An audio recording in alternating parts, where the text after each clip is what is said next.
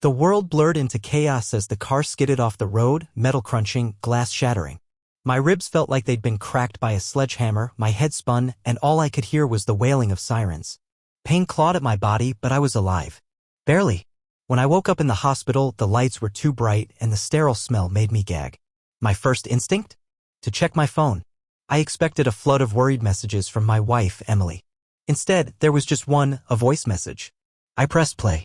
Her voice was light, playful, dripping with excitement. Hey, babe. So, listen, me and the girls are off to Rome for a little fun trip. Just, living life. Don't call, okay?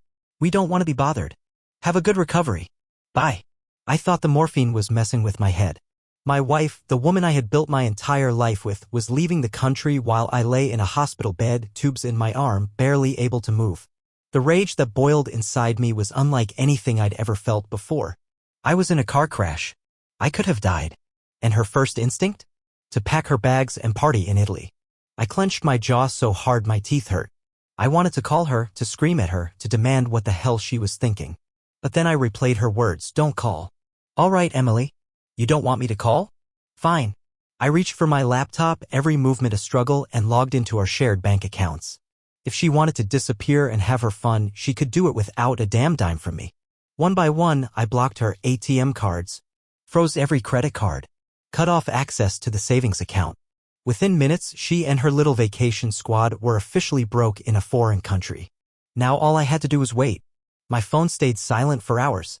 Then, as if on cue, the first call came through. Emily. I let it ring. Then another. And another. By the time the fifth call came, I finally answered.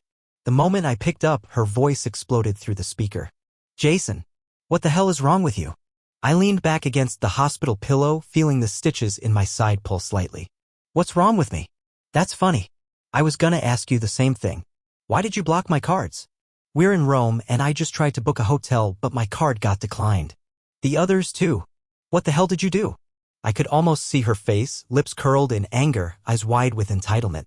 I did exactly what you asked, I said, keeping my voice cold. I didn't disturb you. A pause. Then her voice dropped, turning into that fake sweet tone she always used when she wanted something. Baby, listen. I was just joking in that message. Of course, I care about you. I just needed this trip to clear my mind, you know? It's been stressful and Save it, Emily. Her tone snapped back to rage. You had no right to do that. You're punishing me over a stupid misunderstanding. I exhaled slowly, trying to keep my voice steady. A misunderstanding? You left me in a damn hospital after a car crash and told me not to bother you while you went partying in Italy. What exactly did I misunderstand? Silence. Then another voice in the background. A man's voice. The blood in my veins turned ice cold. I didn't say anything. I just listened. Who's that? I finally asked. Emily hesitated for just a second. It's just a tour guide. He's helping us with directions. A tour guide, right? Because tour guides hang out in hotel rooms while women scream at their husbands on the phone. I didn't even need to ask more questions. The truth was already slapping me in the face. I let out a low laugh. You really think I'm that stupid? More silence. Then she hissed, Jason, unblock my damn cards. I hung up. The phone started ringing again immediately, but I didn't answer. Instead, I stared at the ceiling, my hands clenched into fists. She wasn't just a terrible wife. She was a cheating, lying, selfish excuse for a human being. And now? She was stranded. Alone. Broke. And desperate. Good. The calls didn't stop. Every few minutes, my phone would buzz with Emily's name flashing across the screen. Then came the texts, one after another, her tone shifting from rage to fake concern to outright begging. Jason, please, let's talk. This isn't funny. We're stuck here. You're being crazy. You need to fix this. Baby, I'm sorry, okay? Just unblock the cards and we'll sort this out when I get home. I scrolled through each one, shaking my head. Pathetic. Then another call. This time I picked up. Jason, for God's sake, this is childish. Who's the guy? I cut her off. Dead silence. I heard muffled movement, then her voice dropped to a whisper. What are you talking about? The one in the background. The one you called a tour guide. A pause. Then she laughed, forced, nervous. Oh my God, are you seriously jealous right now? Jason, don't be ridiculous. Say his name. More silence. My jaw tightened. That's what I thought. She huffed. Even if there was someone, which there isn't, it doesn't matter because you just left your wife stranded in a foreign country like some kind of psycho, eh? You left me first, Emily, I snapped. I was lying in a hospital bed, bleeding, barely able to move, and you were on a first-class flight to Italy. Because I needed space. You're always so controlling, Jason. I just wanted to breathe, Tui. To spread your legs for someone else? She gasped. How dare you? I chuckled, dark and hollow. How dare I? Emily, you left me alone in a hospital after a near-fatal accident. You told me not to call you while you ran off to play tourist with your side piece. And you have the audacity to act like the victim? Jason, you are making this so much worse than it is. No, I'm just finally seeing things for what they are. Her voice turned sharp. Fine. You want to be an A****, Cole? Go ahead. But when I get home, we're going to have a serious talk about this. I let out another dry laugh. Home? You think you have a home to come back to? Silence. Finally, her voice wavered. You don't mean that. I exhaled. Watch me. Then I hung up. For the first time in years, I felt something other than anger, other than betrayal. Relief. The next morning, my phone was flooded with missed calls, not just from Emily, but from her friends too. I ignored them all. I could imagine the scene, for broke, panicked women standing in some overpriced hotel lobby, realizing they couldn't even afford a cab to the airport. A part of me wanted to feel guilty. I really did. But then I remembered the voicemail, the laughter in her voice while I was lying in a hospital bed. By noon, she tried a different tactic. Jason, I'm sorry, okay? I was just being selfish. Please, let's talk. You have to let me come home. Let's fix this. It was just a mistake. We've been married for 5 years, doesn't that mean anything? Then finally, the one I was waiting for. Jason, I swear to God, if you don't fix this, you'll regret it. There she was. The real Emily. Entitled. Manipulative. A liar to her core. I smiled. A few hours later, my doorbell rang. I frowned. No one ever visited unannounced. When I opened the door, my heart sank. Her best friend, Olivia. Unlike Emily, Olivia was smart, too smart. She had always been the one whispering in Emily's ear, always the one covering for her. If Emily was cheating, Olivia knew about it long before I did. She pushed past me into the house without waiting for an invitation. You're really going to do this, she said, crossing her arms. I shut the door, exhaling. Do what? She rolled her eyes. Leave your wife stranded in Italy over a stupid fight? I stared at her. Is that what she told you? That this is a fight? She shrugged. She might have left out some details, but Jason, come on. She loves you. She just made a mistake. I scoffed. A mistake is forgetting an anniversary. A mistake is overspending on a shopping spree. What Emily did wasn't a mistake, it was a choice. She chose to leave me in a hospital. She chose to go on that trip. And she chose to cheat. Her lips parted slightly. You don't know that. I took out my phone, opened my texts, and played back the voicemail Emily left me. Olivia's face hardened, but she stayed quiet. Then I played the call from last night. The hesitation, the nervous laugh, the voice in the background. Olivia closed her eyes. I told her she was being reckless, she muttered. I leaned in. So you knew? She hesitated. Not everything, but yeah. I let out a cold laugh. Of course you did. She sighed, rubbing her temples. Look, Jason, I get it. You're pissed. You have every right to be. But freezing her bank accounts? Do you really want to humiliate her like that? I gave her a dead stare. Yes. She blinked. Jesus. I stepped back, opening the door. If you came here to convince me to take her back, don't waste your breath. She stared at me for a moment before sighing. She's gonna lose it when she gets home. I smirked. She doesn't have a home to come back to. Olivia's eyes widened slightly. What did you do?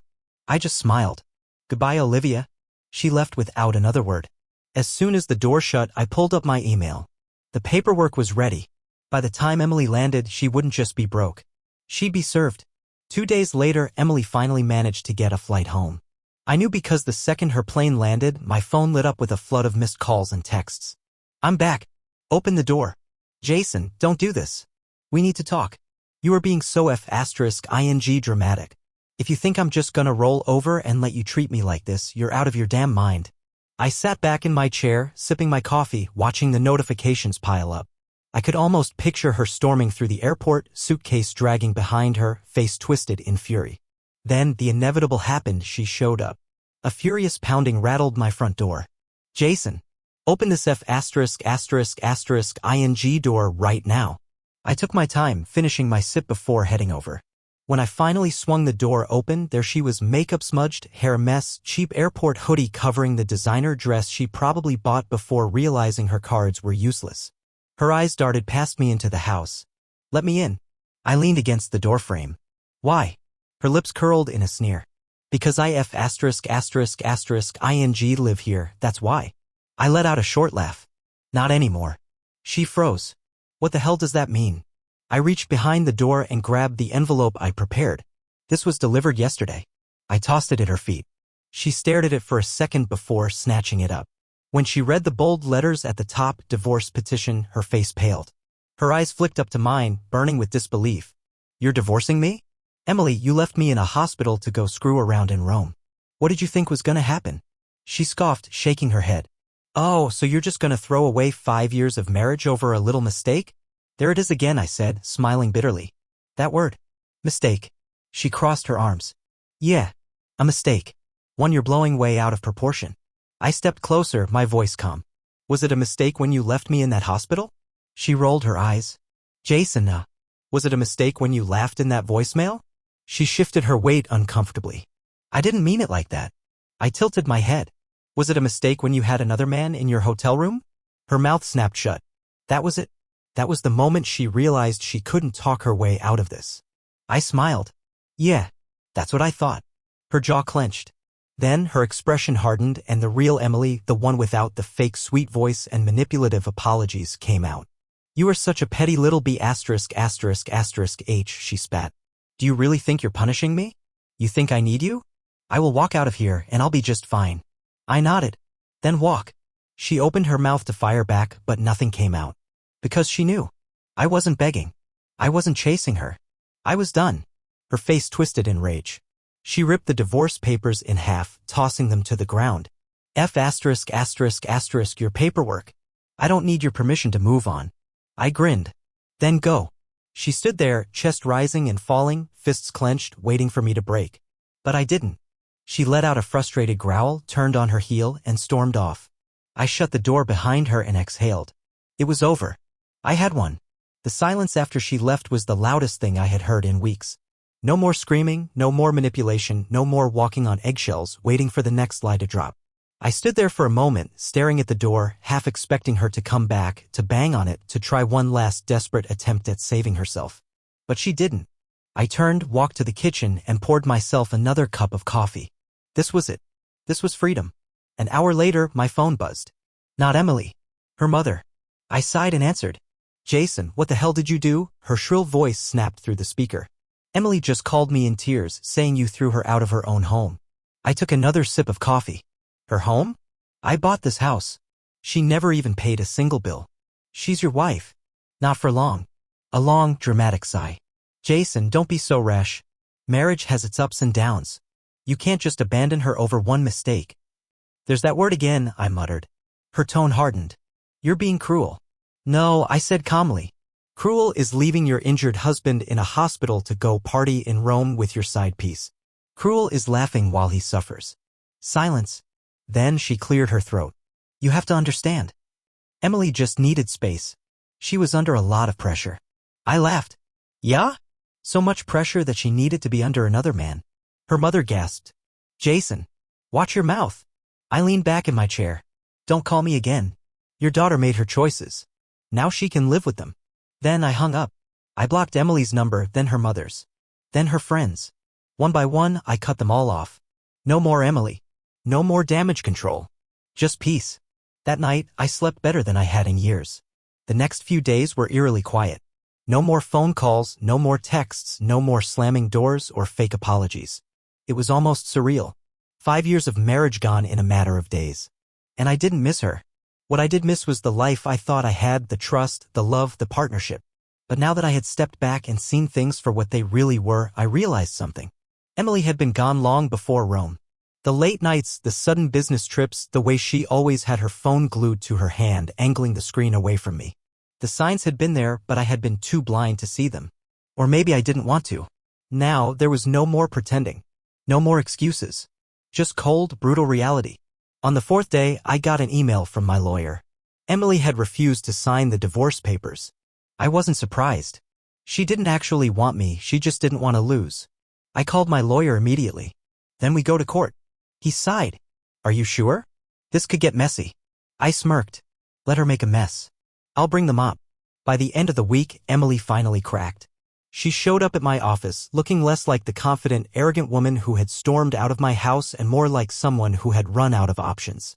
I didn't stand up when she walked in. I just leaned back in my chair, arms crossed, watching her.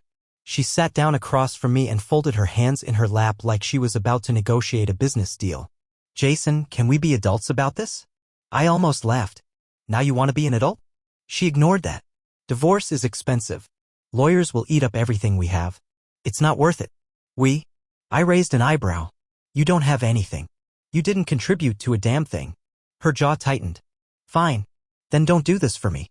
Do it for yourself. You don't want a drawn-out battle, do you? I don't mind a fight, I said easily. She exhaled sharply, forcing a small, fake laugh. Okay. Let's just talk this through, yeah? No lawyers. No court. Just you and me. Let's work something out. I leaned forward. You want to work something out? She nodded quickly. I smiled. Sign the papers. Her face twisted. You really hate me that much? I didn't even hesitate. No. I just don't care about you anymore. For the first time, she looked scared. Not of me. Not of the divorce. Of being irrelevant. Of losing the control she had always had over me. She stood up abruptly. You'll regret this, Jason. I smirked. I doubt it. She stormed out, but I already knew she had lost. She could drag it out, she could throw tantrums, but eventually she would break. Because the thing about people like Emily? They always do. A week passed, then two. The silence stretched on.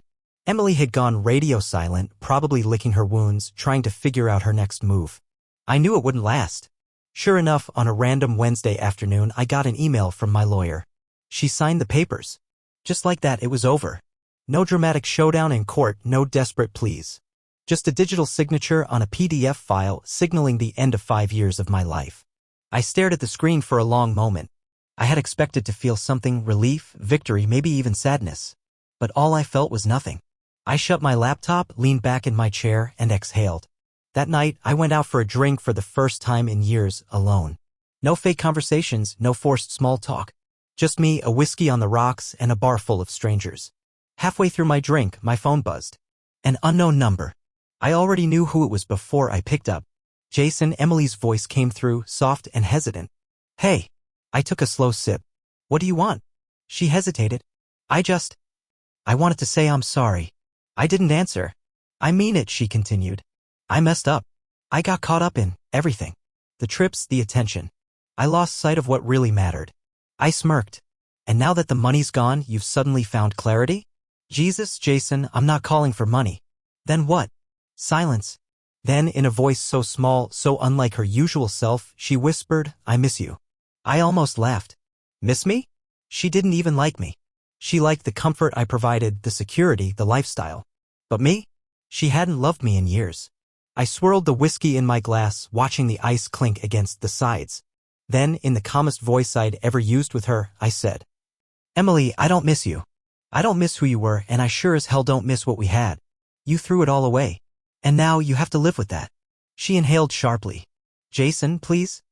I hung up, blocked the number, finished my drink, and for the first time in a long, long time I truly felt free. Months passed. Life moved on. I moved on. Emily? She tried to pop back into my life a few times, random emails, messages from new numbers, even a half-assed attempt to accidentally run into me at a coffee shop. But I was done. Truly, finally done. The last I heard, she was couch-hopping between friends, struggling to keep up with the lifestyle she once flaunted. The guy from Rome? Gone. Turns out vacation flings don't translate into real life. Karma. One evening I was walking home from work when I passed a restaurant we used to go to. Once upon a time, we had sat there, laughing, talking about the future. I stopped for a second, staring through the glass, but instead of pain, I felt nothing. And that was when I knew. I had one. Not in a petty, revenge-driven way. Not because I cut her off or left her stranded. I had one because I had finally broken free. She didn't own a single piece of me anymore. I pulled my jacket tighter, turned my back to the past, and kept walking. For the first time in years, I was finally living for myself.